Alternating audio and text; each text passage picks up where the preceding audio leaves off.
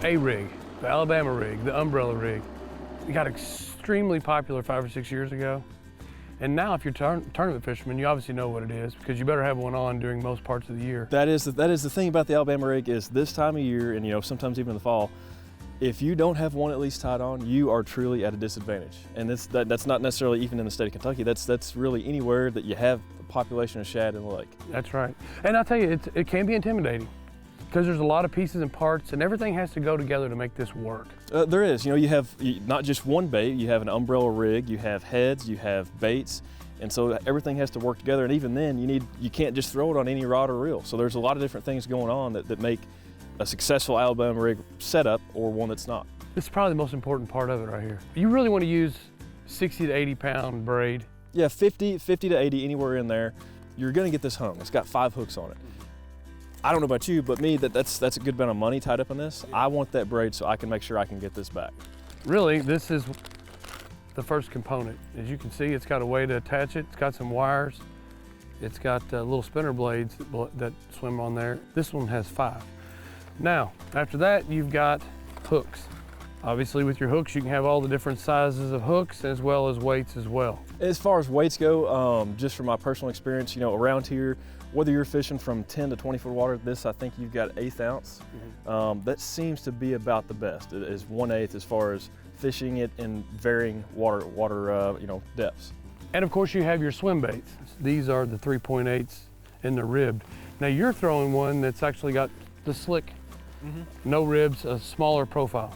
So it's all preference. I will say that it often is best to have different colors on that to give a fish something to isolate on that Alabama rig. And more often than not, I would also put the different colors on the bottom or even the middle, as in that's where they'll tend to bite anyways. But so yeah, vary the colors, absolutely. And so there's no way that you don't have to put these on there any particular way, up or down or nothing. It's just you No, that is the one thing I will say is that if you do, or if you are going to vary the colors, you'll see that the Alabama rig is going to run like this to the water column. So we have some varying colors on the bottom. And there you go, that's it. That's it. So this thing here has probably won more bass tournaments in the last 5 years than any other lure. There's no doubt about it. Yeah. It's probably got more second and third places too. Now, if you're just a weekend fisherman, you want to catch more fish, this is also a great technique. Just give it out there. Yeah, it doesn't matter who you are. It's a great technique, and that's one other thing. There's no really wrong way to fish it. For the most part, it's a chunk and wind. Just a nice, slow, steady retrieve is going to be the ticket. We'll talk a little bit more about how to cast it once we get out in the water, but I think that's our next step. Let's get this boat in the water and go out there and see what we can't catch on this thing.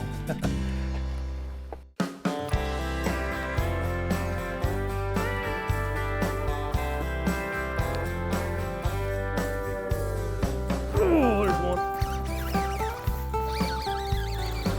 Smallmouth. Smallmouth. Nice fish. And let's see what color he hit. Which one did he hit? Oh, he hit the, well, he's got 2. We'll call it the jackal. Yeah. Nice, pretty smallmouth. Very pretty fish. So Drew, what type of year do you like and what type of water conditions do you like to fish the Alabama rig the most? Ideally, it's going to be February through April, depending on what kind of year we're having this year. It's been kind of unseasonably warm, so we've kind of spring forwarded things forward. There's 2 things. Water temperature somewhere between 48 and 55 probably is prime for the Alabama rig. And then another thing is, you know, we're down here at Laurel. The first thing when we got down here, we're kind of hunting some more stained water. So you don't want crystal clear water, but at the same time, you don't want mud. And this right here is a kind of nice in between. That's prime ingredients to have a really good day of fishing with Alabama rig. Which one that one hit? Same one? Same one as the last one. I may have to put 10 of that same exact bait on mine. We showcased, you know, the line and putting the rig together. Tell me a little bit about the equipment that is best for throwing this technique. So one part is the reel. I want a reel that I'm not going to trash it by throwing Alabama rig. So I'm going to buy a reel that can stand up to that. He's foul hooked.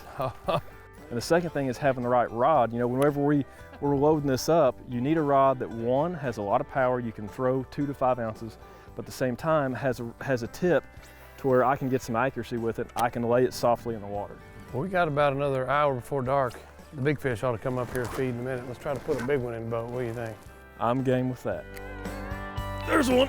Good one, too. Oh, God, what a largemouth. Big fish. Bring him this way. nice. Look at the belly on that thing. Oh. We've been out fishing around, running around and trying to find some stained water, and we thought, you know what? With this evening coming and the sun being down, maybe we can get on the main lake. Look at that belly on that fish. It's been eating a few shad. Yeah, it's been eating them 5 at a time, it looks like. He got more than one of them. That's a really good fish. So there you go. You talk about A-rig fish, this big piece of wire coming through, a big smart fish won't hit it. There you go. There's a 4-pounder.